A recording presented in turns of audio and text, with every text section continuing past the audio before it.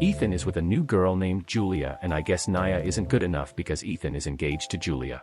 Melissa gives a speech on their engagement and hopes to be an auntie soon. I am making Julia an aunt, so I expect the same treatment very, very soon. During the party, Ethan gets a call from the IMF for a mission in Mexico and he hangs up.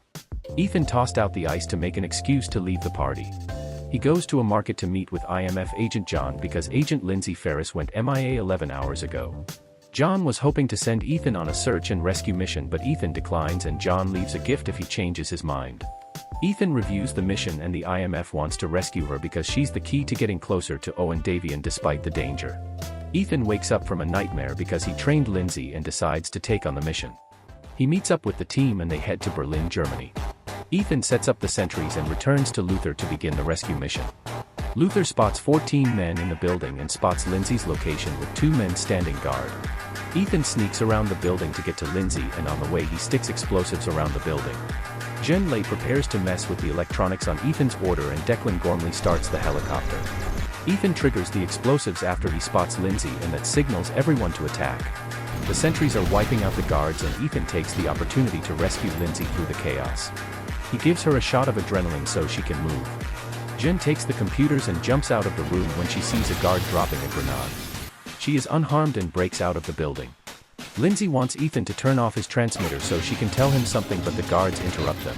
I have to talk to you. Turn off your transmitter. Do it, Ethan! Ethan gives Lindsay a pistol so she can help out and they push up to eliminate the guards.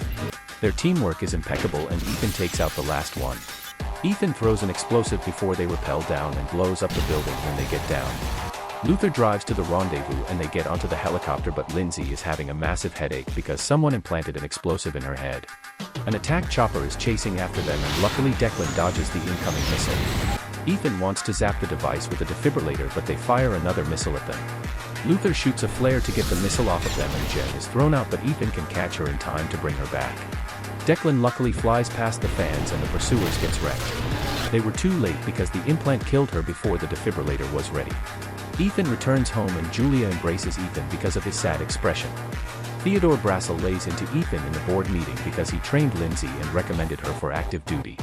They didn't get any useful information on the rescue mission and John argues they recovered 2 damaged laptops, but it's unlikely they can recover any info from it.